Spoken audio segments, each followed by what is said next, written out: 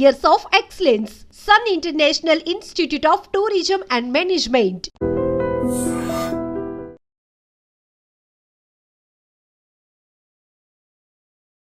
అంటే కమర్షియల్ ఫార్మేట్లో ఒక సందేశాత్మక చిత్రం అనుకోవాలి దీన్ని. రైతు పడే కష్టం మీదే నేను ఈ సినిమా తీశాను. మరి ప్రభుత్వాలు కావచ్చు లేకపోతే ఇంకొకరు కావచ్చు ఎలా ఆదుకోవాలి అనే దాన్ని తీసుకున్నాను.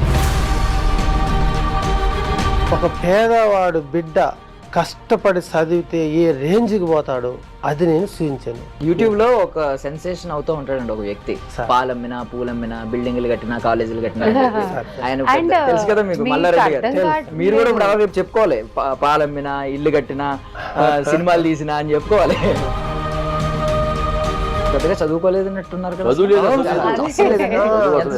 చదువు అది ఎంత అంటే నేను చెప్పలేను సార్. సరస్వతి మాతకి నేను రుణపడి ఉంటాను సార్.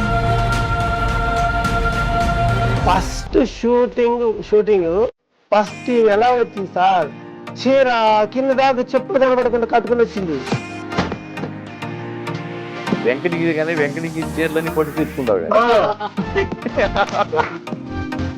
క్లాసిక్ చీరలు కట్టుకుని అమ్మా ఏమి చీరలు మీకు కట్టుకోవడమ్మా, పాప చీరలు కట్టాలన్నాడు. అప్పట్లో ఐటమ్ సాంగ్స్ గుర్తొచ్చింది. మీరు జ్యోతి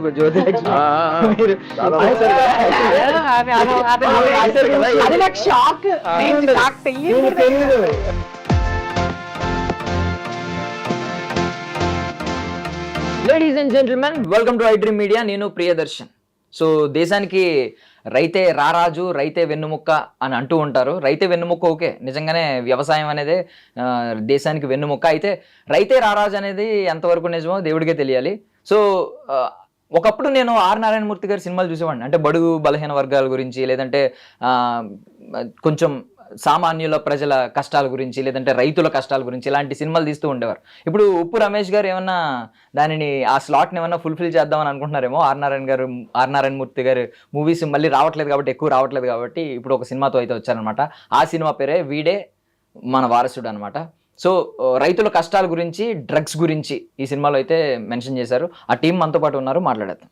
నమస్తే అండి. నమస్తే. నమస్కారం. ముందుగా ఐ డ్రీమ్ ఛానల్ వీక్షిస్తున్న ప్రేక్షక మహాశైలందరికీ హృదయపూర్వక నమస్సుమాంజలు. చెప్పండి అబ్బాయి. సో ఫస్ట్ ఆఫ్ ఆల్, అంటే మీరు ఎన్నో సినిమాల్లో చూసాం మిమ్మల్ని. మీరు ఇప్పుడు సడన్గా అంటే కొన్ని సినిమాలు ఇలాగా అంటే డబ్బుల కోసం కాకుండా, కమర్షియల్ ఫామ్ కాకుండా ఆర్ట్ ఫామ్లో తీస్తూ ఉంటారు. లేదంటే సందేశాత్మక సినిమాలు కావచ్చు, కొంచెం విప్లవాత్మక సినిమాలు కావచ్చు. అంటే ఏదన్నా ఒక థాట్ ప్రొవోకింగ్, అంటే అవతల వాళ్ళకి ఏదన్నా ఒక క్వశ్చన్ రైజ్ చేయడం. కొన్ని సినిమాలు ప్రభుత్వాలను ప్రశ్నిస్తాయి, కొన్ని సినిమాలు మనలోనే కొన్ని ఆలోచనలు రేకెత్తిస్తూ ఉంటాయి. ఇలాంటి సినిమాలు మీరు ఇప్పుడు ఈ సినిమా కూడా అలాంటిదే అనిపించింది. ఈ సినిమాని యాక్సెప్ట్ చేయడానికి అసలు ఫస్ట్ ఆఫ్ ఆల్ కారణం ఏంటి సార్? ఎలా వచ్చింది దగ్గర చెప్తానండి. ముందుగా ఈ వీడే మన వారసుడు సినిమాలో హీరో ఫాదర్ నేను. హీరో మన ఉప్పు రమేష్ గారు. హీరో కాదు, ఆయన హీరో, ప్రొడ్యూసరు, డైరెక్టరు, తర్వాత కథకుడు, మాటల రచయిత, లిరిక్ రాసింది ఆయనే, మొత్తం ఆయనే, కంప్లీట్గా ఆయనేను. మంచి భగవంతుడు ఇచ్చిన ఉద్వత్ అది. అయితే అతను ఒకసారి నాకు ఫోన్ చేశాడండి. ఫోన్ చేసి, అతను అంతకుముందు నాకు తెలియదు ఎవరు అతను. నా పేరు రమేష్ అండి, నేను ఒక సినిమా తీద్దాం అనుకున్నాను, దాంట్లో నాకు ఫాదర్ వేషం ఒకటి మిమ్మల్ని అనుకున్నాను, మిమ్మల్ని వచ్చి కలిసి నేను మామూలుగా స్టోరీ చెప్పాలి, ఎప్పుడు రమ్మంటారు అన్నాడు. ఈవినింగ్ 4 o'clock రాయా అని చెప్పాను. కరెక్ట్గా 4 o'clock వచ్చాడు ఆయన. వచ్చి ముందు కథ చెప్పడం మానేసి పాటలు వినిపించాడు. సినిమాలో పాటలు చాలా అద్భుతంగా, పాటలు చాలా మ్యూజిక్ చాలా బాగా చేశారు. పాటలు వినగానే నాకు చాలా ఇంప్రెస్ అయ్యాను నేను. సరే అప్పుడు కథ చెప్పాడు. మొత్తం కథ ఏదని చెప్తే, కథ చాలా బాగుందయ్యా చేద్దామని అని చెప్పాను. పాపం 3-4 గంటలు కూర్చుని అన్నీ చేసుకున్న తర్వాత నన్ను ఓకే చేసుకుని వెళ్ళాడు. నువ్వు అసలు ఎందుకు తీద్దాం అనుకున్నావు సినిమా, అసలు నువ్వేంటి, నీ పరిస్థితి ఏంటయ్యా, నువ్వేమైనా జాబ్ చేస్తున్నావు ఏంటంటే, లేదు సార్ నేను మా ఊరు కందుకూరు దగ్గర కోవూరు అనే చిన్న విలేజ్. నేను 12 సంవత్సరాల వయసులో ఉండగా నేను గేదెలు మేకలను కాసేవాడినండి. మా అక్కను మా బావ ఇక్కడ సిటీలో తాపి పని చేస్తూ ఉండేవాళ్ళు. వాళ్ళకి హెల్ప్ చేయటానికి అని చెప్పి నా 12 సంవత్సరాల వయసులో నన్ను తీసుకొచ్చారు సార్. నేను ఒక అక్షరం అసలు స్కూల్కి వెళ్ళిన పాపను పోలేదు సార్, ఒక్క ముక్క కూడా నాకు రాదు. సరే అక్కడికి వచ్చిన తర్వాత నా మేనల్డ్ అప్పుడు 5వ తరగతి చదువుతున్నాడు. వాడిని బతిమాలి నేను అక్షరాలు నేర్చుకున్నానండి. తర్వాత మాటలు రాయడం నేర్చుకున్నాను, వాక్యాలు రాయడం నేర్చుకున్నాను, పుస్తకాలు చదవడం నేర్చుకున్నాను అని చెప్పాయండి. ఎంత గొప్ప చూడండి. తర్వాత చాలా చాలా తొందరగా నేర్చుకున్నాను నేను చదువు. నాకు మరి భగవంతుడు ఇచ్చిన వరమేమో కానీ పాటలు అనర్గణంగా రాసేవాడినండి. రాజశేఖర రెడ్డి గారి మీద, చంద్రబాబు నాయుడు గారి మీద పాటలు రాసేవాడు. పాటలు మామూలుగా పిహెచ్డీ చేసి తెలుగు చేసినా కానీ పాటలు రాయలేదు సినిమాలో, కానీ అద్భుతంగా రాస్తాడు ఆయన. అది భగవంతుడు ఇచ్చిన వరం ఆయనకి. కాబట్టి నాకేమీ లేదండి. తర్వాత నేను తాపీ మేస్త్రిగా అయ్యి తర్వాత బిల్డర్గా అయ్యాను. నాకు ఒక ఇంట్రెస్ట్ అంటే కళ మీద ఇంట్రెస్ట్. నాకు ఏదైనా ఒక సినిమా చేయాలి, నాలో ఉన్న కళను బయటికి తీసుకురావాలని ఉద్దేశంలో ఈ సినిమా తీస్తున్నాను సార్, దానికి తక్కువ బడ్జెట్లో చేస్తున్నాను, మీరంతా కోఆపరేట్ చేయాలి అన్నాడు. సరే, ఒక చదువు లేని వ్యక్తి ఇన్ని రంగాల్లో అద్వితీయంగా రాణిస్తున్నాడంటే మనకు ఆనందమే కదా, సర్లే చేద్దాం అనుకున్నాం. ఆ విధంగా ఒక 20 రోజులు సిటీలో తీశాడు ఇక్కడ, ఇంకొక 25 రోజులు సింగంనేనిపల్లి అని కందుకూరు దగ్గరే, అక్కడ 10 కిలోమీటర్లు. ఆ ఊరు వాళ్ళు చాలా ప్రోత్సహించారు, నిజంగా వాళ్ళకి చేతులెత్తి నమస్కారం పెట్టాలి. 25 రోజులు అక్కడ షూటింగ్ చేశాను, 45 రోజుల్లో షూటింగ్ కంప్లీట్ చేశాడు. నాకు మొట్టమొదటి కంప్లీట్ చేస్తాడు చేయడం, అసలు మధ్యలో ఆపేస్తారు చాలామంది చిన్న చిన్న సినిమాలు అని నాకు భయం వచ్చింది. కానీ మొత్తానికి కంప్లీట్ చేశాడు. తర్వాత పోస్ట్ ప్రొడక్షన్ అయిపోయింది, సెన్సార్ అయిపోయింది, రిలీజ్ కూడా సిద్ధమైంది. అంటే అతను ఏంటంటే అనుకున్న పని చేయగలడు, ఏదైనా ఈ కార్యం చేయాలి అనుకుంటే చేయగల సమర్థుడు అతను. ఆ విధంగా చేశాడు. అందులో హీరో కూడా చాలా బాగా చేశాడు, మంచి క్యారెక్టరు. అంటే ఆ ఏజ్కి తగ్గ క్యారెక్టర్ అది. ఆ హీరో అంటే ఏదో దాంట్లో డ్యాన్సులు కూడా పెట్టాడు ఆయన మళ్ళీ, మామూలుగా కాదు, డ్యాన్స్ చేశాడు, ఎరగదీశాడు, మామూలుగా లేదు, చాలా బాగా చేశాడు. ఫైట్లు మళ్ళీ 2-3 ఫైట్లు అద్భుతంగా చేశాడు. ఈ సినిమా చాలా బాగా వచ్చింది, మన షో కూడా చేసాము, చాలా ఫ్రెండ్స్ అందరూ కూడా చూశారు, చాలా చాలా బాగుంది. రేపు 18వ రిలీజ్ అయిన తర్వాత ఆ సినిమా బాగా సక్సెస్ అవ్వాలని, మా వాడికి మా టీం మొత్తానికి మంచి పేరు రావాలని, అలాగే డబ్బులు కూడా మంచి కనక వర్షం కురవాలని. ఎందుకంటే ఆ సినిమా మంచి డబ్బులు వచ్చినాయి అనుకోండి, మళ్ళీ వేరే కథ రెడీ చేసి పెట్టాడు ఇప్పుడు ఆల్రెడీ, కాబట్టి 10 మంది బతుకుతారు. ఆ విధంగా చేయాలి మనసారా నేను కోరుకుంటున్నానండి. సో అంటే ఫ్రమ్ జీరో టు హీరో అని చాలా పుస్తకాలు ఉంటాయి. అవునవును, ఆ పుస్తకాలు ఎన్ని చదివారు ఆయన? ఆయన నిజంగా జీరో నుంచి హీరో అవడం అనేది చాలా గ్రేట్ థింగ్. రియల్. ఎందుకంటే నేను 2 ఫైట్లు నేను చూశాను, 2 ఫైట్లు డూపులు ఏం పెట్టలే, అతను రియల్గానే చేశాడు. అందుకని రియల్ స్టార్ అని పెట్టేసుకున్నాడు పేరు, ఆయనే పెట్టినాడు. మేము కూడా యాక్సెప్ట్ చేసాం దాన్ని, చేశాడు. ఓ డ్యాన్స్ ప్రోగ్రామ్ అదిరిపోయి డ్యాన్స్ ఒకటి మంచి డ్యూయట్ పెట్టాడు. దాంట్లో ఒక పాట తాత మనవడికి, వీడు నా మనవడు, మీ ఇద్దరికి అద్భుతమైన పాట ఉంది కదా, తాత మంచి తాత మంచి పాట, చాలా మంచి పాట, చాలా హిట్ అయింది పాట, అది చాలా హిట్ అవుతుంది కూడా. అది మా ఇద్దరికి చాలా బాగా ఉంది, జనాలు కూడా బాగా లైక్ చేస్తారు ఆ పాటను, మాత్రం డౌట్ లేదు. సినిమా సూపర్ డూపర్ హిట్ అవుతుందని బాగా ప్రగాఢ నమ్మకం నాకైతే. So Advitej, so first of all కాదు అన్నాను బిలు, ఓకే. సో ఏంటి మీ తాతగారు ఏమన్నా గుర్తొచ్చారా? మీ రియల్ తాతగారు అంటే నువ్వు తాత అని పిలిచి అలవాటు అయిపోయి ఉంటుంది. ఇంకో సినిమా కూడా ఏదో చేస్తున్నావు అనుకుంటా కదా ఇద్దరు కలిసి, సో బాండింగ్ ఎక్కువ, కనెక్షన్ ఎక్కువ ఉంటుంది కదా. సో ఏమన్నా మీ తాతగారు నిజంగానే మీ తాతగారులా అనిపించడం ఇలాంటి ఏమన్నా అనిపించిందా? అనిపించింది ఒకసారి. ఎప్పుడన్నా బయటకు వచ్చిన తర్వాత కూడా తాత అని పిలిచేస్తున్నావా మర్చిపోయి? కానీ ఏమని పిలుస్తావు? తాత అంటాడు, ఆయన తాత అని పిలవద్దు, నేనంట సార్ అంటే వద్దురా, సార్ ఏంటి అంటా నేను. అక్కడ సైక్లింగ్ ది ఉండే హార్స్ ఒక సీన్ ఉంటది. నువ్వు హార్స్ రైడ్ చేస్తావా? సార్ ఇట్లా హార్స్ లెక్క ఉంటాడు. ఓకే, నువ్వు తాత మీద ఎక్కి చిన్నప్పుడు మన వాళ్ళని ఆడించడం. ఓకే. దాని తర్వాత ఫామ్ లో చిన్నప్పుడు ఏమన్నా ఇలా ఆడుకున్నావా? మీ తాతగారు ఎవరైనా ఎక్కించుకుని ఇలా తిప్పించిన ఏమన్నా సందర్భాలు ఉన్నాయి? ఫోన్లో అవి మిస్ అయినాయి, ఇప్పుడు వచ్చినాయి కదా. Okay okay. సో ఇప్పుడు మీ మమ్మీ ఉన్న సినిమాల్లో చాలా సినిమాల్లో ఉంటావు, ఇద్దరు కలిసి యాక్ట్ చేశారు. మీ మమ్మీ లేని సినిమాలు కూడా కొన్ని ఉంటాయి. మీ మమ్మీ సెట్స్ లో ఉంటే కంఫర్టబుల్ గా ఉంటుందా? సెట్స్ లో లేకపోతే బాగుంటుందా? ఉంటేనే. మమ్మీ ఉంటే నాకు కొన్ని అడ్వైస్ ఇస్తుంది, ధైర్యం. ఎందుకు అలా వద్దు, మమ్మీ లేకుండానే అంటే నువ్వు కొంచెం అల్లరి చేసినా అడిగే వాళ్ళు ఉండరు, ఇప్పుడు గారాబంగా చూస్తారు. అదే మమ్మీ ఉన్నారు అనుకో అనరా? మమ్మీ కంట్రోల్ చేయాలి. అంత స్ట్రిక్ట్ గా అంటే ఓన్లీ అడ్వైజ్ ఇస్తాను నాకు, నేను చూసుకుంటది. సెట్ లో ఎట్లా అని కూడా చెప్తాను మమ్మీ. చెప్పారు ఎవరైనా కాంప్లిమెంట్స్ ఇచ్చారా మమ్మీ కంటే నువ్వు ఇంకా బాగా యాక్ట్ చేస్తావు అని? ఇచ్చారా? మమ్మీ ఏం మరి బాధపడలేదా? జెల్లస్ ఫీల్ అవ్వడం?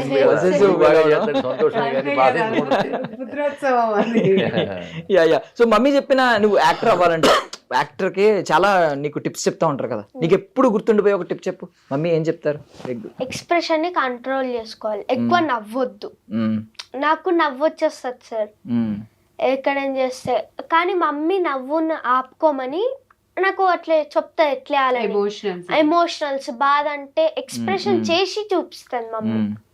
దానివల్ల ఇంకా మమ్మీ ఎట్లా వేస్తుందో కొంచెం అర్థం చేసుకొని నేను కూడా వేసేస్తాను. సో లవణి గారు ఏంటి అంటే ఇప్పుడు ఐ మీన్ మీరు సూపర్ దుమ్ము రేపేస్తున్నారు. మళ్ళీ రావా అని ఎప్పుడైతే మొదలయ్యారో మళ్ళీ మళ్ళీ వస్తూనే ఉంటారు ప్రతి సినిమాలో అసలు ఇప్పుడు దాకా ఎవరు అలా చెప్పలేదు. Thank you so much. కాదు అంటే బాగుంది, అంతా బాగుంది. ఏంటి ఈ క్యారెక్టరైజేషన్ మీకు ఏమన్నా స్పెషల్ గా ఎక్సైటింగ్ ఏమన్నా అనిపించిందా? చాలా సార్. ఇందులో ఏంటంటే ఇప్పుడు దాకా లైక్ నేను చేసిన క్యారెక్టర్స్ అన్ని లైక్ టైగర్ నాగేశ్వరరావులో కొన్ని ఎమోషన్ సీన్స్ చేసాము, అలానే కొంచెం ఫన్ బట్టల రామస్వామిలో కామెడీ అలా ఉంది. బట్ ఇక్కడ ఏంటంటే కంప్లీట్ అంటే తను నాకు మావయ్య అవుతారనమాట మూవీలో. సో ఇది ఏంటంటే ఒక మా మావయ్యకి ఇచ్చి మ్యారేజ్ చేయడము, ఇది కాన్సెప్ట్ బేసిక్ గా. అంటే మేనరికం పెళ్లిళ్ళ గురించి అనేది. సో నాకు ఈయన వరుసకి ఏమవుతారు, తాతయ్య అవుతారు. జనరల్ గా కూతురులా, మా మదర్ వాళ్ళ డాటర్ లాగా. సో ఆ కాంబినేషన్ లో ఏమవుతుందంటే కంప్లీట్ చాలా కామ్, అంటే ఇంత అల్లరి అలా ఏం ఉండదు అసలు, చాలా కామ్ గా ఉంటుంది. అమ్మో బాగా ఎక్కువ అంటే ఏడుపే ఉంటది ఇందులో ఎక్కువ, నా వరకు నా పాట మటుకు. సో ఈ అమ్మాయి ఏంటంటే కొంచెం దో ఏదో తాతయ్య వాళ్ళ ఇంట్లో కోడలుగా వెళ్ళినా కూడా, బట్ స్టిల్ ఈయన అంటే ఊర్లో మా మామయ్య చాలా తోపు అనమాట.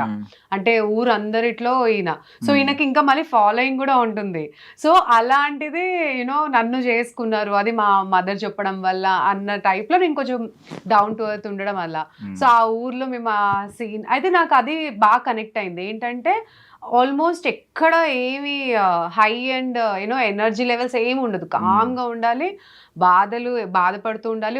కొన్ని సిచ్యువేషన్లో మనసిరిగిపోయి, అంటే ఆల్మోస్ట్ కొన్ని అంటే ఆ సిచ్యువేషన్స్ ఉంటాయి, కొంత చనిపోయిన సీన్స్, వీళ్ళు చనిపోయినప్పుడు ఎమోషన్. ఎందుకంటే నాకుందే తాతయ్య అమ్మమ్మ, వాళ్ళు కూడా చనిపోయిన తర్వాత ఎలా ఉంటుంది. సో ఆ ఎమోషన్ సీన్స్ అన్నిట్లో అది నాకు చాలా కనెక్ట్ చేసింది. లైక్ ఆయన నరేట్ చేసేటప్పుడు సరే ఇది బాగుంది, మనం ఇప్పుడు దాకా ఇలా చేయలేదు, అండ్ దట్టు అన్ని ఎమోషన్స్ ఉన్నాయి. సో ఇదైతే మనకి కొంచెం లైమ్ లైట్ ఉంటుంది, బాగుంటుంది. ఒక ఇలా జనాలకు చూపించవచ్చు, ఓకే ఈమె ఎప్పుడు కామెడీ అండ్ ఇదే కాదు, ఎమోషనల్ సీన్స్ కూడా బాగా చేస్తుంది అనే నమ్మకం అనమాట. నిన్నే ప్రసాద్ ఐమాక్స్ లో చూసానండి, మళ్ళీ ఇప్పుడు ఇక్కడ చూస్తున్నాను అనమాట. ఏమన్నారు నిన్న రివ్యూస్ ఏంటి మీ పర్ఫార్మెన్స్? సార్ చాలా మంది, అంటే సౌరభ్ గారితో నేను చేస్తున్నాను కదా, సో చాలా మంచి రెస్పాన్స్ సార్. సో నేను బేసిక్ గా దానికి సైనింగ్ చేశాను, అంటే సౌరభ్ గారు ఏదైతే సైనింగ్ చేశారో అదంతా నేను డైరెక్షన్ టీమ్తో చేశాను. సో నాకు ఆ సైన్ లాంగ్వేజ్ వచ్చు కాబట్టి అది ప్లస్ పాయింట్ అయింది. అందుకే ఇంకా ఆ క్యారెక్టర్ ఆఫర్ చేస్తే కూడా నేను పెద్ద సినిమాలో చిన్న క్యారెక్టర్ అయినా మనం యాక్సెప్ట్ చేయాలి, యాజ్ అన్ ఆర్టిస్ట్ మనం చేయాలి. సో అలా అని చెప్పేసి అది ఒప్పుకోవడం జరిగింది. Super sir. వచ్చాం రమేష్ గారు, ఆఖరిగా హీరో ఏంటి కాదు, ట్రైలర్ లో లాస్ట్ షాట్ చూసాను, బోయపాటి గారిని ఒడిసిపెట్టారు అక్కడ. ముందేమో ఈ మెసేజ్ ఇదంతా చూస్తుంటే ఆర్ నారాయణమూర్తి గారు గుర్తొచ్చారు. పాపం ఎలాంటి మెసేజ్ ఓరియంటెడ్ సినిమాలు బయట తీశారు. ఏంటి కమర్షియల్ ఫార్మేట్ లో ఒక సందేశాత్మక చిత్రం అనుకోవాలి దీన్ని. అవును సార్. ముందుగా ఐ డ్రీమ్ వారికి, యాజమాన్యానికి ప్రత్యేకమైన ధన్యవాదాలు సార్. ధన్యవాదాలు. మొదటి సినిమా అయినా కూడా మీరు మమ్మల్ని పిలిచి మా అందరితో ఇంటర్వ్యూ తీసుకుంటున్నందుకు చాలా సంతోషం సార్. అయితే మీరు అన్నట్టు ఈ సినిమాలో అన్నీ ఉన్నాయి సార్.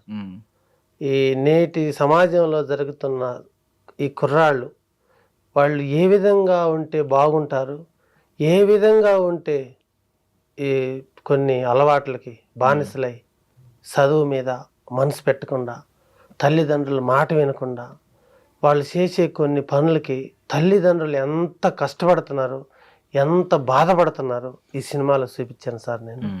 ఇక నా విధంగా పోతే మిగతాది ఈ ఎవరైతే చదువు లేని వాళ్ళు కొన్ని తప్పులు చేస్తున్నారు సార్. ఈ పెళ్ళిళ్ళు కావచ్చు, చిన్నతనంలో పెళ్ళిళ్ళు కావచ్చు, ఏ వయసులో చేయాలో అవి చేయట్లేదు. కొన్ని అదే మనం బయట ఇచ్చుకుంటే మన అమ్మాయిని ఎలా ఉంటుందో అని చెప్పి వాళ్ళల్లో వాళ్ళకి ఇచ్చుకోవటం, అలా ఇవ్వటం వలన ఎంత నష్టం జరుగుతుందో అనేది ఈ సినిమాలో అస్సలు ఎంత బాగా చూపించామంటే సార్, అది అంత బాగా చూపించాము. అది నేను చెప్పుకోవద్దు అనుకుంటే రేపు మీరు సినిమా చూసిన తర్వాత మీరు చెప్పాలి సార్. ఆ విధంగా రైతులు కూడా సార్, రైతులు ఎంత కష్టపడుతున్నారంటే సార్, ఆ రైతులు పడే కష్టాలు ఎవరు పడరు. ఎక్కడో సాఫ్ట్వేర్ ఇంజనీర్లు అయ్యి, లేకపోతే ఎక్కడో జాబ్ చేసుకొని, ఎక్కడో ఆఫీసులో ఫ్యాన్ కింద కూర్చొని, ఏసీ కింద కూర్చొని ఎవరో పండిస్తున్నారు, ఆ పంటను తెచ్చి మనం తింటున్నాం అనేది కాకుండా, ఒక రైతు పండించాలంటే ఎండనక వాననక అంత కష్టపడి అన్ని చేతికొచ్చే టైంలో అకాల వర్షాలు పడి పోతుంది. ఆ పోతున్న పంటకి ఎవరు భరించలేకపోతున్నారు, ఆ నష్టాన్ని ఎవరు కూడా ఇవ్వలేకపోతున్నారు. కాకపోతే కొంతమంది ఏదో కంటి తుడుపుగా ఏదో చిన్న సహాయం చేస్తారు, అది ఎవరైనా కావచ్చు. అంతేగాని రైతులను మాత్రం ఎవరు ఆదుకోలేకపోతున్నారు సార్. ఆ రైతు పడే కష్టం మీదే నేను ఈ సినిమా తీశాను. అక్కడ రైతులు ఎలా ఉండాలి, రైతుల్ని మరి ప్రభుత్వాలు కావచ్చు లేకపోతే ఇంకొకరు కావచ్చు ఎలా ఆదుకోవాలి అనే దాన్ని తీసుకున్నాను. నేటి కుర్రాళ్ళు ఎలా ఉండాలో అది తీసుకున్నాను. అయితే ఇక్కడ ఏంటంటే సార్, ఒక పేదవాడు, ఒక రిక్షా లాగే వాళ్ళు కావచ్చు, అది ఏదైనా కావచ్చు, ఒక పేదవాడు బిడ్డ కష్టపడి చదివితే ఏ రేంజ్కి పోతాడో అది నేను చూపించాను. బాగా డబ్బు ఉంది, నేను అన్నీ చేయగలను, నా దగ్గర అంతా ఉంది, డబ్బు ఉంది, నేను ఏదైనా చేస్తాను అనుకున్న వాళ్ళు ఎలా నష్టపోతున్నారో అది కూడా ఈ సినిమాలో చూపించాను. సూపర్. కాబట్టి అన్ని విధాలుగా నిన్న మా మ్యూజిక్ డైరెక్టర్ గారు బ్యాక్గ్రౌండ్ మ్యూజిక్ వేసే మన శ్రీ వెంకట గారు సినిమా చూడగానే, ఏంటి సార్ మీ సినిమా నవరసాలు ఉన్నాయి మీ సినిమాలు అని చెప్పేసాడు. నవరసాలు ఉన్నాయి, ఈ సినిమాకి తిరిగిలేదు. బ్యాక్గ్రౌండ్ మ్యూజిక్ కూడా మహా అద్భుతంగా వచ్చింది సార్. ఎందుకంటే ఆ సీన్లకు తగ్గట్టుగా ఆయన కూడా, ఏంటి సార్ ఫస్ట్ నాకు కాపీ పంపించమంటే పంపించాను, చూశారు, మీ సినిమా అయితే 100 days సూపర్ సార్ అన్నాడు. అలాగుంది సార్ సినిమా. ఈ మధ్య నేను రామానాయుడు స్టూడియోలో షో వేశాను. ఆ రామానాయుడు స్టూడియోలో రామానాయుడు గారి పిఏ అంట. నేను 25-30 years నుంచి ఆయన దగ్గర పనిచేశానండి. నేను మీ సినిమా చూస్తే అసలు ఈ సినిమా ఎలా ఉంది ఏంటి, చాలా బాగా వచ్చిందని ఆయనే ఒప్పుకున్నాడు సార్. చాలా బాగా వచ్చింది అన్నారు, అదే సంతోషం. మొట్టమొదటిసారి నేను సినిమా ఫస్ట్ టైం నేను ఓటుకు నోటు వద్దని చిన్న 10 minutes షార్ట్ ఫిల్మ్ తీశాను సార్. ఆ ఒక షార్ట్ ఫిల్మ్కి నాకు ఇంటర్నేషనల్ ఫిలిం ఫెస్టివల్ అవార్డు ఇచ్చారు, ఎన్టీఆర్ కళాక్షేత్రం. అది మన ఎవరు పబ్లిక్ గార్డెన్ అండి, పొట్టి శ్రీరాముల కళావేదిక నాంపల్లి. ఈ ఇయర్లోనే February 9వ సార్. అప్పుడు నాకు అనిపించింది, నేను ఎక్కడ ఉండాల్సిన వాడిని, ఎక్కడికి వచ్చాను, ఈ అవార్డు నేను తీసుకోవడం ఏంటి, అమ్మా ఇదేదో. యూట్యూబ్ లో ఒక సెన్సేషన్ అవుతూ ఉంటాడండి ఒక వ్యక్తి, పాలమ్మినా పూలమ్మినా బిల్డింగ్లు కట్టినా కాలేజీలు కట్టినా. ఆయన తెలుసు కదా మీకు, మల్లారెడ్డి గారు. మీరు కూడా ఇప్పుడు రేపు చెప్పుకోవాలి, పాలమ్మినా ఇల్లు కట్టినా సినిమాలు తీసినా అని చెప్పుకోవాలి. అసలు అంటే లిటరల్ గా ఇందాక సార్ అన్నట్టు మేము చాలా సినిమాలు చేసాం, చిన్న సినిమాలు అని. కొన్ని సినిమాలు లిటరల్ గా ఆగిపోయిన ఉన్నాయి. లిటరల్ గా అసలు ఎవ్వరూ ఎక్స్పెక్ట్ చేయలే ఇది రిలీజ్ వరకు వస్తుందని. ఆయన ఎంత ఒక్కరే, మళ్ళీ పాపం నిజంగా I should appreciate you sir. నిజంగా ఒక్కరే ఉండి మొత్తం ఒక డైరెక్షన్ టీమ్ని అంటే ఎవ్వరు సపోర్ట్ లేకుండా ఎడిటింగ్ అంటే తను నేర్చుకుంటూ ప్రతి ఒక్కటి చూసుకున్నారు. అలా మీరు మొత్తము 24 crafts చూసుకోవాలంటే ఇట్స్ నాట్ ఈజీ. బట్ ఆయన చూసి దగ్గరుండి చేయించి మా అందరిని కన్విన్స్ చేసి ఆయన లిటరల్లీ ఆయన రిలీజ్ వరకు తెచ్చారంటే I should say hats off to him. DOP కూడా మంచి కోఆపరేట్ చేశాడు. గిరి గారు ఆయన కూడా ఈయన బాగా కోఆపరేట్ చేశాడు. అలాగే అమీర్ అని డైరెక్షన్ డిపార్ట్మెంట్ మంచి హెల్ప్ చేశారు ఆయనకి. ఇప్పుడు చివరికి వచ్చేసరికి సార్ సినిమా షూట్ అయ్యేంత వరకే ఉన్నారు, మాస్టర్ డైరెక్టర్ కావచ్చు, కో-డైరెక్టర్ కావచ్చు. షూట్ అయిపోయిన తర్వాత ఎవరి పనులలో వాళ్ళు బిజీ అయిపోయారు. సింగిల్ గా నేనే వెళ్ళాను, నేనే కూర్చొని ప్రతిదీ సార్ 5.1 అప్పుడు కావచ్చు, ఆ డబ్బింగ్ అప్పుడు కావచ్చు, ప్రతిదీ కూడా టైం అంటే వాళ్ళు ఆర్టిస్టులు 8ంటికి వస్తున్నారంటే నేను 7:30కి వెళ్ళి కూర్చునేవాడిని. అలాగ చేశాను, అన్నీ బాగా చేశాను. ఆ సాంగ్ కూడా నేను కొన్ని సాంగ్స్ లేవు, ఇప్పుడు ఊరు వదిలి వెళ్ళిపోతున్నావు అనేది అప్పటికప్పుడు రాసేసి యాడ్ చేశాను. అదొక టాలెంట్ అండి. ఇప్పుడు మీరు ఒక సిచ్యువేషన్ చెప్పారనుకో, మీకు 10 minutes లో రాసి ఇచ్చేస్తారు. మరి అది నిజంగా అంటే సరస్వతీదేవి మీరు పెద్దగా చదువుకోలేదన్నట్టున్నారు కదా. చదువు అది ఎంత అంటే నేను చెప్పలేను సార్. అసలు నిజంగా కూడా నాకు అది నా గొప్పతనం కాదు, కానీ సరస్వతి మాతకి నేను రుణపడి ఉంటాను సార్. నన్ను కన్న మా తల్లిదండ్రులు గొప్పతనం సార్. నాకు అలా వచ్చేసిందంటే, నేను చదువుకుంది ఏంటి సార్, మా అల్లుడు వాడు 3వ తరగతి 5వ తరగతి చదువుతున్న టైంలో నాకు ప్రతిసారి చిన్నప్పుడు మన సినిమాలకు వెళ్తాం కదా సార్, సినిమాకి వెళ్ళినప్పుడు పక్క వాళ్ళని అడగాల్సి వస్తుంది, అరే అదేం సినిమారా, ఇదేం సినిమా, అదేం పేర్రా, ఇదేం పేర్రా అని అడుగుతుంటే సినిమా టైటిల్ పోస్టర్ల మీద అడుగుతా కదా. ఆడ నాగేశ్వరరావు గారు, ఎన్టీ రామారావు గారు, కృష్ణ గారు కనపడతారు, చిరంజీవి గారు, పేరు తెలీదు. నాకు కొంచెం నామోషి అనిపించింది సార్. నేను వర్క్ కూడా చాలా చేస్తాను, ఈ చదువు ఇదే కాదు ఏదైనా పని అనుకుంటే నడుము ఎలా కడతారో చూసాం. అలాగే నాకు షేమ్ అనిపించింది సార్. అప్పుడు నేను అనుకున్న చదువు నేర్చుకోవాలా అని మనసులో అనిపించింది. రాత్రి వరకు 6 గంటల వరకు నేను పని చేసేవాడిని సార్. 6 గంటల నుంచి దీని మీద కూర్చునేవాడిని అక్షరాలు నేర్చుకోవడానికి. మా వాడిని పిలిచాను సార్, రారా చిన్నోడాడు రారా కూర్చోమన్నా. కూర్చొని ఒక పేపర్ మీద ఆలు కాగుడింతం ఇవి 2 రాసి నాకు అని చెప్పాను. వాడు రాసిచ్చాడు. ఇక నవ్వి రాసుకుంటూ చదువుకుంటూ 15 రోజుల్లో. అప్పుడు మీకు తెలుసో లేదు, చిన్నప్పుడు డాడీ అమ్మ ఆవు ఇల్లు ఇవన్నీ చిన్న బుక్లు ఉండేవి. 1వ తరగతి 2వ తరగతి అది 2వ క్లాస్ బుక్ తెచ్చుకున్నా నేను. కొనుక్కొని రాత్రి అంతా అదే, తెల్లవారిన దాకా ఇంచి ఎప్పుడు నిద్రొచ్చే అప్పుడు దాకా రాసుకుంటూ ఉండేవాడిని.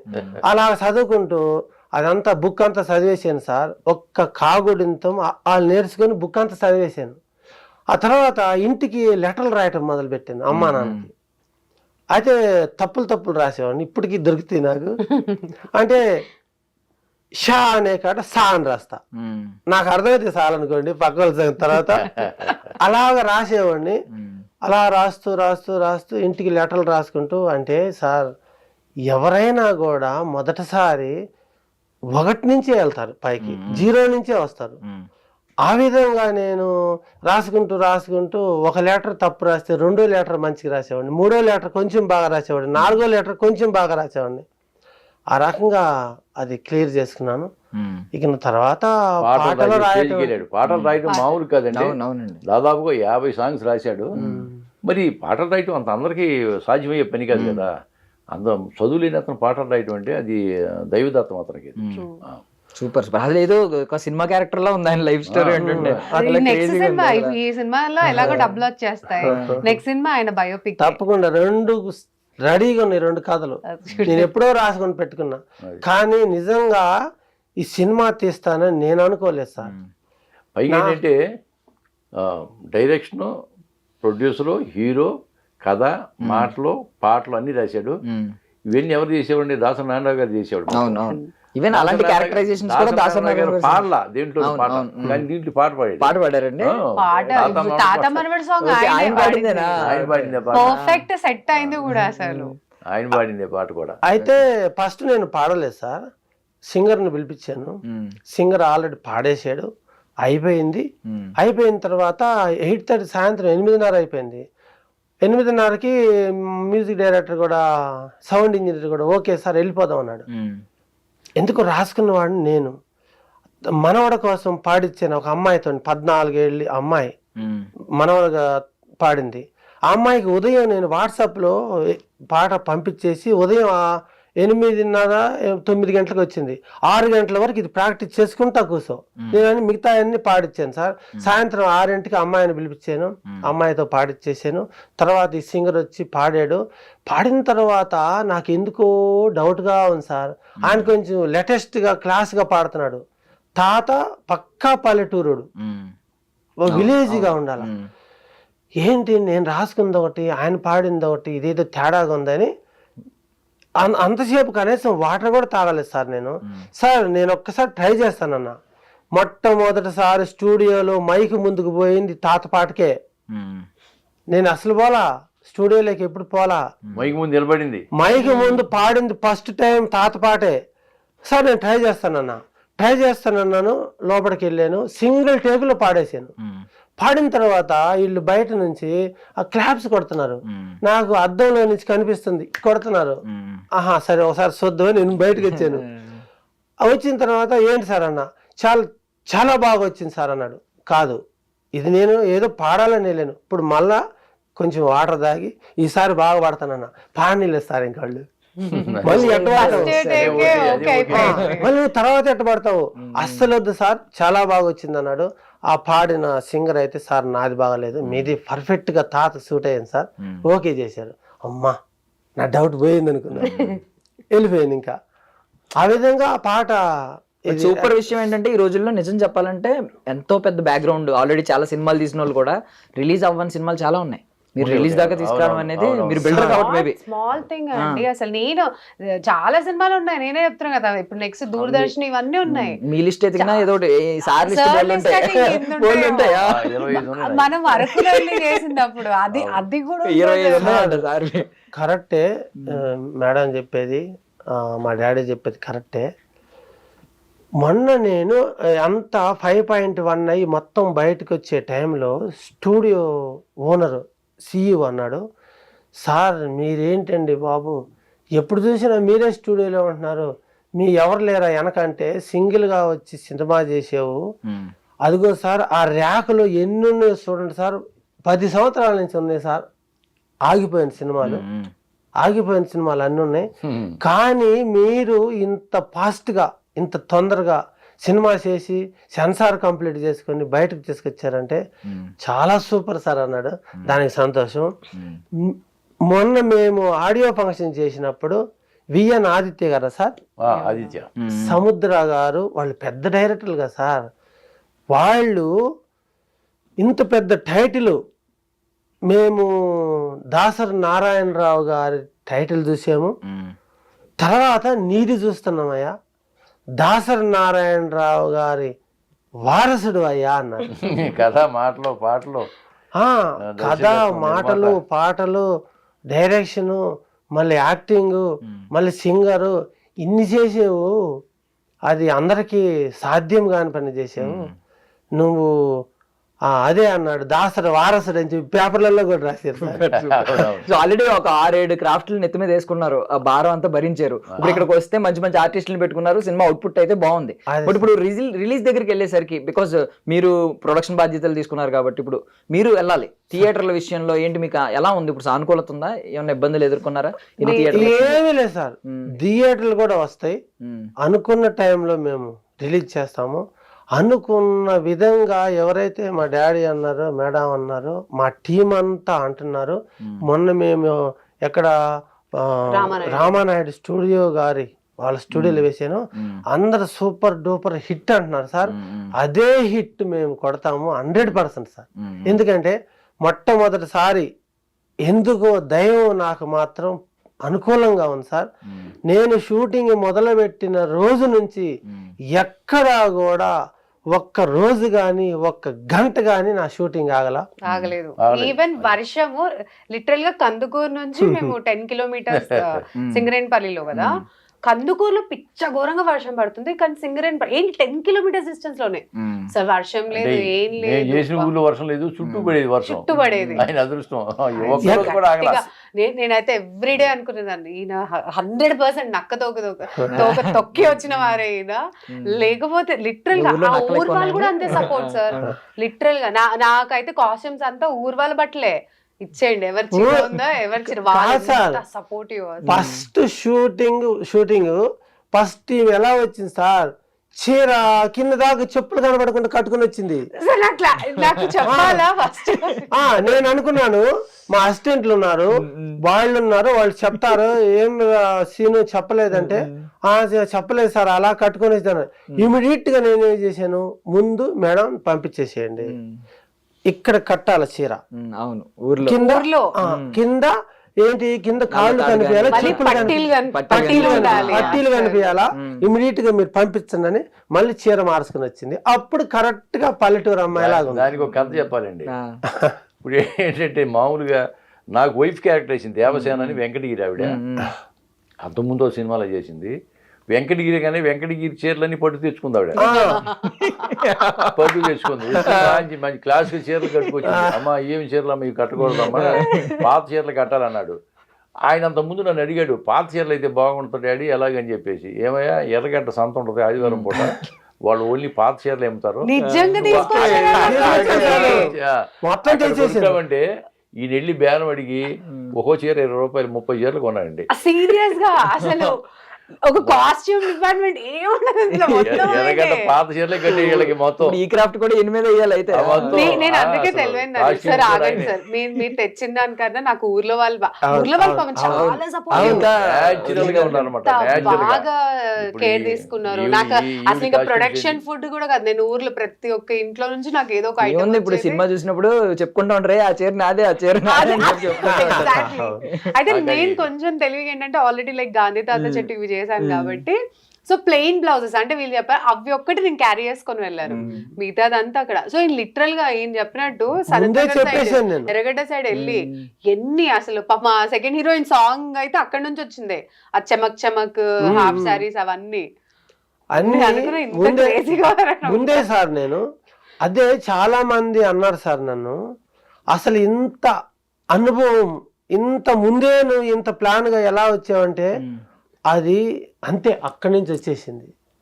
అసలు ఎలా అంటే ఎక్కడ కూడా నాకు ఇది లేదు ఇది కాదు అన్నట్టు కాకుండా మంచి ప్లాన్ తోటి వెళ్ళాను, ఎలాగెళ్ళాను అలాగే షూటింగ్ కంప్లీట్ చేసుకొని ఇంకో గొప్ప విషయం వచ్చేసాను. ఏంటంటే చిన్న సినిమాలు మామూలుగా చేసేటప్పుడు పేమెంట్స్ కూడా మాకు లేట్ చేయటం లేదా కొంతమంది ఎగ్గొట్టడం ఇటువంటి జరుగుతుంటాయి. కానీ ఈయన విషయంలో అలా కాదు, ఇస్తానన్న పేమెంట్ సాటర్డే వచ్చేటప్పటికి అందరిని కూర్చోబెట్టి ఎక్కడెక్కడ సర్దేసేవాడు. ఓకే. ఎవ్వరికి ₹1 బాకీ లేకుండా చదివిన గొప్ప నిర్మాత ఇతను. నాకు చాలా హ్యాపీ మేబీ అనిపించింది. నిజంగా ఆ బ్లెస్సింగే అండి, ఎందుకంటే అంత 10 మంది బ్లెస్సింగ్స్ డెఫినెట్ గా ఇప్పుడు అంతే కదా, మనం ఇంత కష్టపడ్డప్పుడు మనకు ఆన్ టైం పేమెంట్స్ వచ్చినప్పుడు ఆ హ్యాపీనెస్ ఆటోమేటిక్ గా అవే ఆయనకి దీవెనలు. అలానే జరిగింది ఎవ్వరికి ఏ లోటు రాకుండా చేశాడు. ఆ విషయం మాత్రం చాలా ఆ విషయంలో మాత్రం చాలా గొప్పగా చెప్పారు ఆయన్ని. ఎవరికి ఏ లోటు రానివ్వలేదు. ఎప్పుడు 150 మంది సార్, ఎప్పుడు 150 మంది లొకేషన్లో ఉండేవాళ్ళు. వాళ్ళకి ఫుడ్ కానీ అవును. ఎక్కడ నేను ఏ విషయంలో తక్కువ ఆ చేయకుండా సింగనేనిపల్లి ఊరోళ్ళు కూడా చాలా ఎంకరేజ్ చేశారు. చాలా నిజంగా వాళ్ళకి రుణపడి ఉన్నాం మేము నిజం చెప్పాలంటే. ఆ విధంగా నన్ను సినిమా షూటింగ్ అసలు నేను సినిమా మొదలు పెడతానని కలలో కూడా అనుకోలేదు నేను. సో ఇప్పుడు మనవాడే ఏదే వీడే వారసుడు అనడానికి first of all A point మిమ్మల్ని హుక్ చేసింది? అంటే ముందు ఈ డ్రగ్స్ ఇష్యూ గురించి మెదడులోకి వచ్చిందా, లేదు రైతుల కష్టాలు కథలో బోల్డ్ ట్విస్టులు ఉంటాయి. ట్విస్ట్లు ఉంటాయి అండ్ చాలా కొంచెం ట్విస్టులు స్టోరీ ఉన్నాయి, చెప్పకూడదు కదా. Real story? Okay. Real story. ఆయన రియల్ స్టోరీ ఇది. నాది నా స్టోరీ కొంత ఉంది. ప్రతి కుటుంబంలో జరిగే కథే ఇది రియల్ స్టోరీ సార్. అది ఎందుకంటే ఈ రైతులు కానీ ఇవి కానీ డ్రగ్స్ ఇవన్నీ కూడా ఇప్పుడు ప్రస్తుత పరిస్థితిలో ప్రజెంట్ జరిగేవన్నీ తీసుకున్నాడు ఆయన. కాబట్టి ప్రతి వాళ్ళకి కనెక్ట్ అవుద్ది, ప్రతి ఫ్యామిలీకి కనెక్ట్ అవుద్ది ఇది స్టోరీ. ప్రతి ఫ్యామిలీతో పిల్లలతో సహా రైతులు కూడా చూడవలసిన సినిమా. మనకు ఒకటి ఉంటది కదండి, don't judge a book by its cover అన్నట్టు. అసలు మైండ్ అంటే నేను ఏమంటే ప్లెయిన్ బ్లాంక్ మైండ్ తో వస్తే డెఫినెట్లీ కనెక్ట్ అవుతుంది ప్రతి ఒక్క అంటే ఈ పాయింట్ లేదు అనడానికి ఏం లేదు, ప్రతి ఒక్క దగ్గర అరే ఇది మన లైఫ్ లో. నేను అందుకే మొన్న మా ఆడియో లాంచ్ అప్పుడు కూడా అదే చెప్పాను, ఏంటి మనం ఇప్పుడు రిలీజ్లు అవన్నీ ఎలా ఎంజాయ్ చేస్తున్నాం. యాక్చువల్లీ ఈ జనరేషన్ వాళ్ళు మా టైంలో వచ్చిన సినిమాలు ఎంజాయ్ చేస్తున్నారు, లైక్ 2000 లో వచ్చిన సినిమాలు అలాంటి.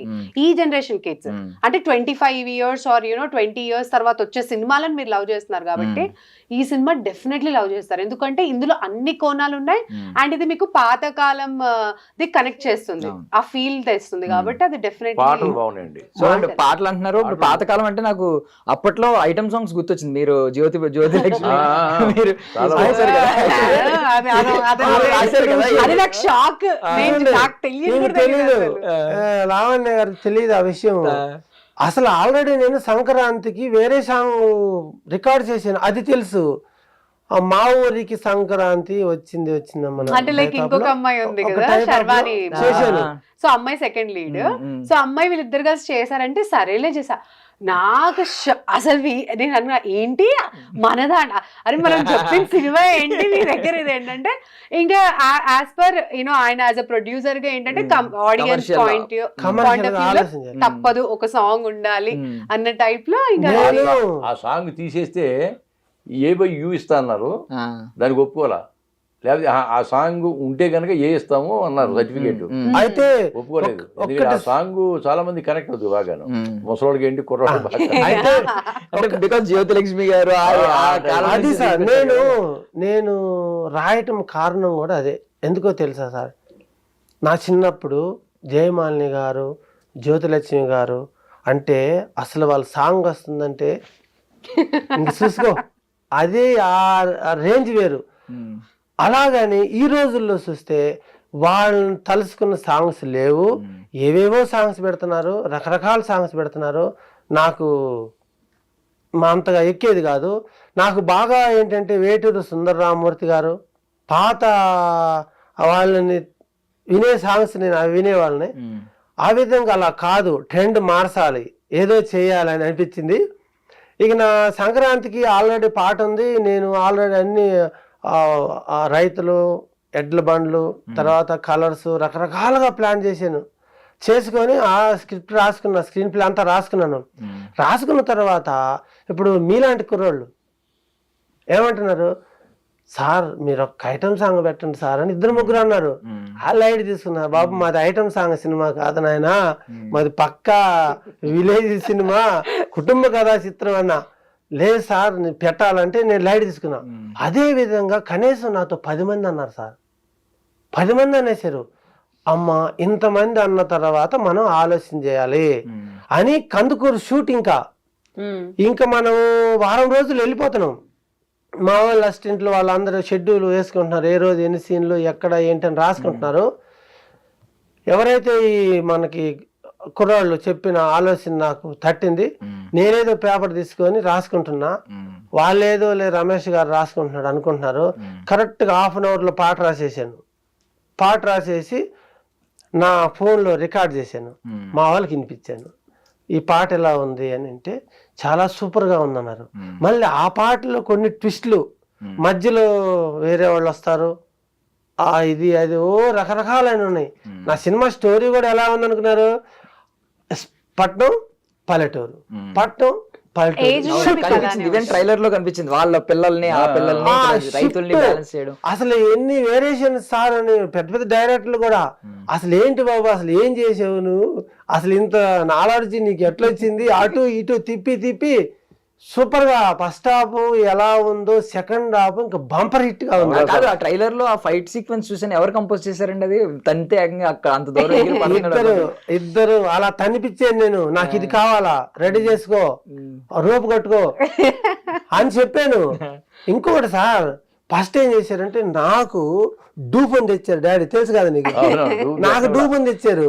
డూపని తెచ్చేసి నన్ను అక్కడ కూర్చోబెట్టి బెల్ట్లు కట్టుకోరా కానీ అంటున్నారు. నాకు అర్థం కాల, ఏంటి అసలు ఏం జరుగుతుంది ఇక్కడ ఎవరన్నా. సార్ డూపు అన్ని సినిమాల్లో హీరోకి డూపుని పెడతాం మేము, లేకపోతే అంత హైట్ ఎగరాలా, నువ్వు కొత్తగా వచ్చావు నీతోటి ఏమైద్ది అని మేము డూపుని తెచ్చామంటే వద్దు నేనే చేస్తా, ఎంత లాగుతావో లాక్కో అని చెప్పి బెల్ట్లని కట్టేశారు సార్. కట్టిన తర్వాత నాకు కొంచెం భయం వేసింది. వస్తే కదా మొత్తం కట్టేశారు, ఊపిరి ఆడట్లా, టైట్గా ఉంది. మళ్ళీ అక్కడ ఇప్పమన్నాను అనుకో, మళ్ళీ షేమ్ తీసేసాను అనుకో, మళ్ళీ ఇందాకేమో కట్టమన్నప్పుడు తీయమన్నాడు అనుకుంటారేమో అని నాకు కొంచెం లేదు, ఏమైనా చేయాల్సిందే అని. ఓకే షార్ట్ ఓకే, 2 సార్లు లాగి పైకి దించేసరికి కొంచెం ఫ్రీ అయిపోయింది, ఇంక నో ప్రాబ్లం అన్నా. ఆ విధంగా గుంజేశారు సార్, పైన ఒక 20 అడుగులు ఎత్తు కొట్టేశాను, ఒరిజినల్గా ఫైట్ చేశాను అనమాట. అందరూ నిన్న ఈ మన హాల్లో కూడా అరుపులు బాలయ్య బాబు అంటారు కదా, అదే అరుపులు. సరే సంతోషం, అక్కడ బాగా చేశాను అనిపించుకున్నాను. ఇప్పుడు ఎందుకంటే ఈయన ఏజ్ ఉన్నా కానీ ఆ క్యారెక్టర్ దాని లక్షణం అదే, ఆ ఏజ్ ఉండాలా, ఆ కుర్రోళ్ళు ఉంటాయి లేదు దానికి, ఆ ఏజ్ కరెక్ట్ సరిపోయాడు. కరెక్ట్ 100%. నాకు యాక్చువల్ గా ట్రైలర్ రిలీజ్ అయినప్పుడు చాలా మంది మెసేజ్ చేశారు, మన ఊళ్ళలో చెప్పట్లేదా ఒకరు సక్సెస్ అవుతున్నామా లేకపోతే ఒకరు తక్కువ అవుతున్నా అన్నప్పుడు 100 కమెంట్స్ చేస్తారు. సో అన్నారు వై అంటే నేను ఒకటే చెప్పాను, అరే ఈ క్యారెక్టర్ కి ఈయనే యాప్ట్, ఈ సినిమాకి ఈయనే హీరో, ఈయన ప్లేస్ లో వేరే వాళ్ళు ఎవరు చేసినా కూడా అది అంత జనాలకి ఎక్కదు. బికాజ్ ఇతను ఎలా అంటే జనరల్ గా మీరు ప్యూర్ పల్లెటూరు అంటే ఇంకోటి ఏంటి, నేను వెళ్ళాను పల్లెటూర్లకి, నేను అక్కడ మనుషులతో మాట్లాడాను, అక్కడ చూసాను నేను. సో వాళ్ళందరూ ఇంక దిస్ ఇస్ వాట్ అంటే వీళ్ళు మనసులో ఒకటి పెట్టుకొని బయట ఒకటి లాగా కాదు, దే ఓపెన్లీ సే వాళ్ళ కాన్ఫిడెన్స్ కానీ వాళ్ళకి ఉన్న ఫీలింగ్. ఇప్పుడు ఈయన ఎంత ఓపెన్ గా చెప్తున్నారు, లిటరల్ గా నాకు ఎన్నోసార్లు అనిపించాయి ఈయనకు ఉన్నంత కాన్ఫిడెన్స్ నాకుంటే నా లైఫ్ లో నేను I won't be this much అన్న ఫీలింగ్ నాకు వచ్చింది. సో చాలా మంది చెప్తే ఈయనే కరెక్ట్ అండ్ ఈయన తగినట్టే లిటరల్ గా నేను సెట్ అయ్యాను. ఎందుకంటే 100% ఇది అది- కరెక్ట్. అది ప్రతి ఒక్కరు ఇదే అంటున్నారు. నాకు కూడా అనిపిస్తుంది మీరు ఈయనకున్న కాన్ఫిడెన్స్ ఉంటే నిజంగా చాలా మంది సక్సెస్. చాలా మంది కమాన్ అసలు మనం ఎన్ని లూప్ హోల్స్ ఎత్తుకుతాం మన లైఫ్ లో. ఈయన అసలు ఫ్రమ్ జీరో ఎలా స్టార్ట్ చేసా. అండ్ ఇంకోటి ఏంటంటే నేను దగ్గరుండి చూసాను the way he talks openly, అంటే హార్ట్ లో ఒకటి పెట్టుకొని ఏం లేదండి. మేబీ అదే ఆయన బ్లెస్సింగ్స్. అందరూ కోఆపరేట్ చేశారు, అతను కూడా అది ఒకటి, ఇంకోటి కూడా ఎవరికి లోటు రానివ్వలేదండి. అది plus point. So before ending sir ఒక ఇంట్రెస్టింగ్ విషయం అడుగుతున్నాను. ఫిబ్రవరి 18 18వ తారీఖు, జూలై 18వ తారీఖు మనం అందరం వెయిట్ చేస్తున్నాం. బట్ దాని తర్వాత గురించి ఆలోచిస్తే మీ 2 అప్కమింగ్ ప్రాజెక్ట్స్ గురించి అందరూ ఎగరగా వెయిట్ చేస్తున్నాం. అఖండ 2 ఒకటి, OG ఒకటి. ఏదో వన్ వర్డ్ ఒకటి చెప్పండి సార్, వన్ సెంటెన్స్ లో ఏం చెప్తారు వాటి గురించి? తొందరగా రిలీజ్ అవుతుంది. September 25th ఇచ్చారు ఓజీ.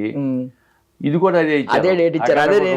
అదే మీతో మీకే పోటీ తగ్గుతారులేండి. అన్నింటిలో మంచి వేషాలు ఉన్నాయి. అది బేసికల్లీ అడ్జస్ట్ అవుతుంది. కానీ సార్ అంటే మీరు ఏ ప్రాజెక్ట్ మీద ఎలాంటి అంచనాలు పెట్టుకున్నారని? రెండు హిట్ అవుతాయండి.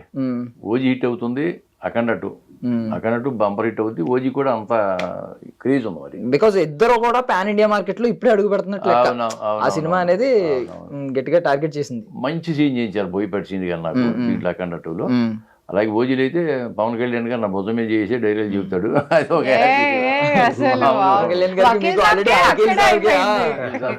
వకీల్ సాబులో ఎక్కడ టచ్ లేదు, ఎదురుగా మాట్లాడటమే. దీంట్లో భుజం మీద చేసి మంచి డైలాగ్ చెబుతుంటాడు. హ్యాపీ. నాకు ముందుగా ఈ వీడియో మన వారసుడు బాగా సూపర్ హిట్ కావాలని మనసారా కోరుకుంటున్నాం. ఎందుకంటే కష్టపడి ఉప్పు రమేష్ కష్టపడి చేశాడు, చాలా ఇంట్రెస్ట్ గా చేశాడు. ఎవరికి లోటు రాకుండా బాగా నిర్మాణం జరిగింది. అందరు కూడా కోఆపరేట్ చేశారు. అనుకున్న టైం కంటే కూడా తొందరగా కంప్లీట్ చేసుకుని విడుదల సిద్ధంగా, అది గొప్పతనం. కాబట్టి ప్రేక్షక దేవుడు అంటే ఇప్పుడు బిల్డర్ కదా సార్, ఇప్పుడు ఈయన బేస్మెంట్ నుంచి గృహ ప్రవేశం వరకు కూడా ఇంకొకటి సార్, పైగా అతను అది ఎటువంటి మేస్త్రి అంటే మీకు ఎటువంటి డిజైన్ ఎలివేషన్ ఉంటే డిజైన్ బ్రహ్మాండంగా చేసేయగలరు. మంచి స్కిల్ క్యాండిడేట్ 100% అది. ఒక మేస్త్రి అంటే చదువులేని ఒక మేస్త్రి అన్ని రంగాలు అతనే నిష్ణాతుడిగా ఆ వర్క్ చేయటం అనేది, సినిమా తీయటం అనేది, ఇది మన చిత్ర పరిశ్రమ రేపు వద్దని చెప్పుకుంటాం ఆయన పేరు ఖచ్చితంగా. ఒక మేస్త్రి, చదువులేని మేస్త్రి ఈ విధంగా ఒక సినిమా తీయగలిగాడు. అన్ని రంగాల్లో కూడా అన్ని మంచి పేరు వస్తుంది అతనికి. పేరు రావాలని మనస్ఫూర్తిగా మేము కోరుకుంటున్నాం.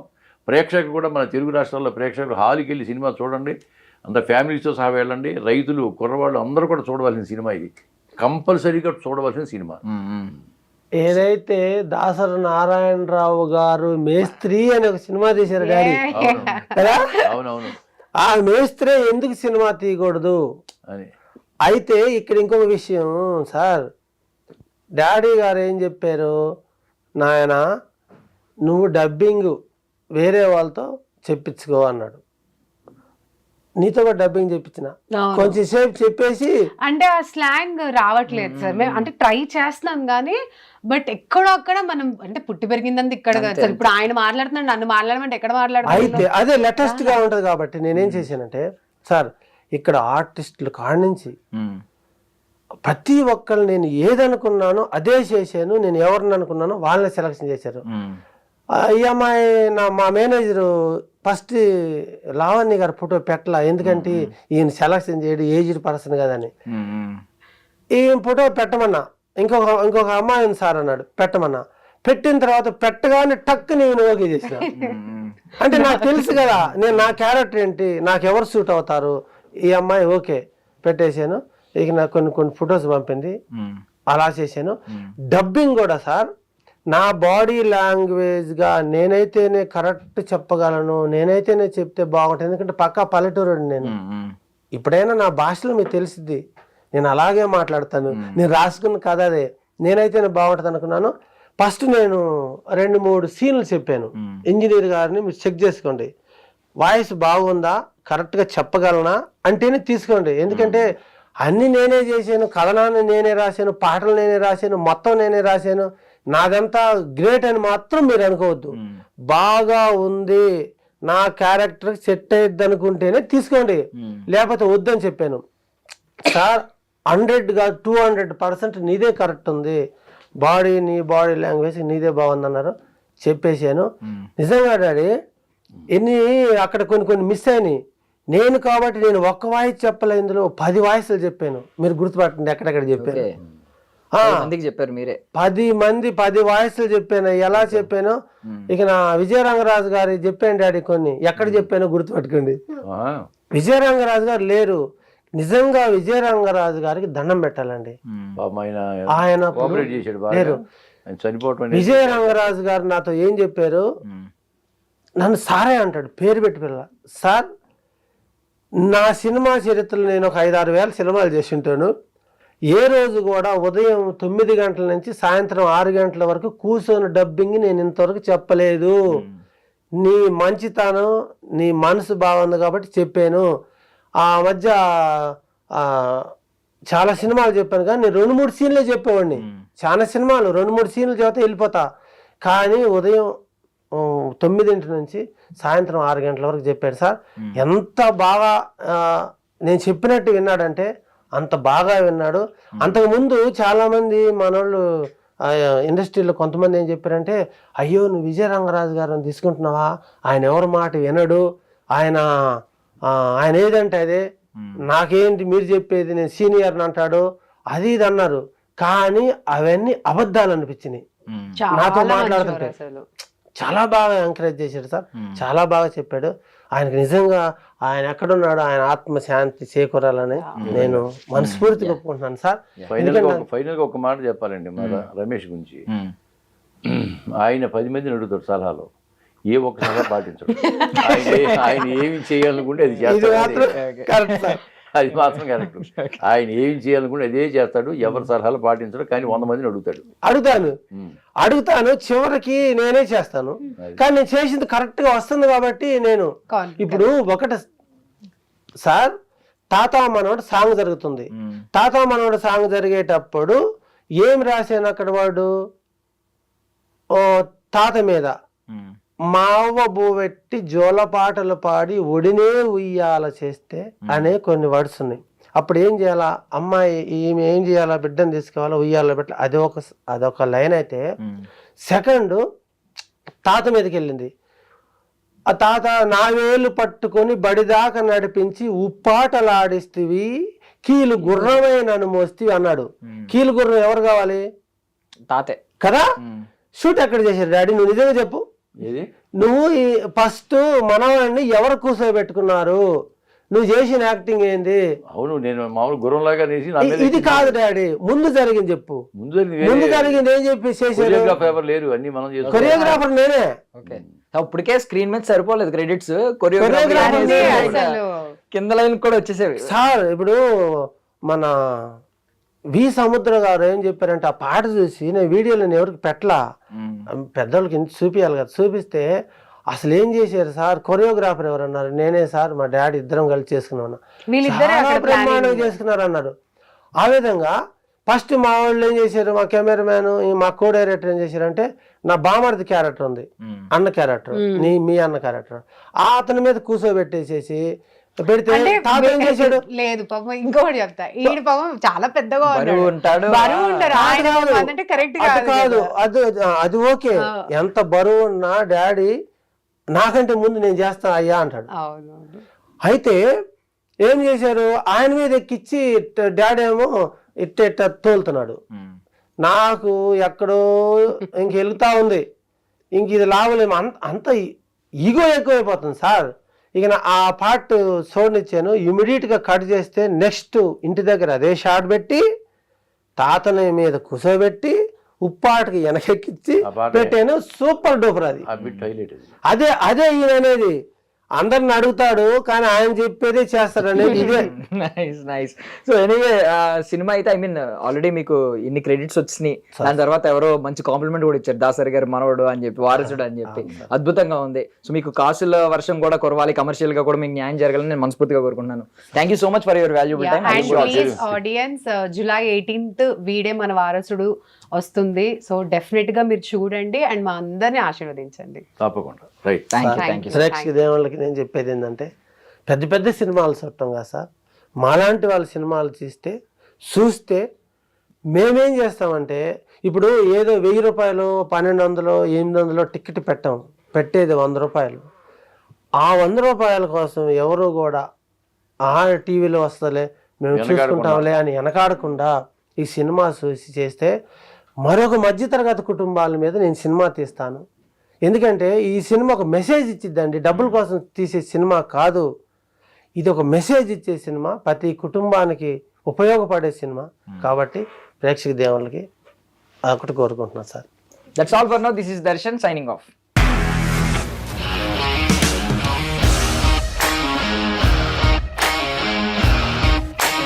ఇండస్ట్రీలో కమిట్మెంట్ ఇష్యూస్ వస్తే నీకు కూడా వచ్చినట్టు? మార్నింగ్ తీసుకెళ్ళాడంటే కొట్టి పడేస్తాడు.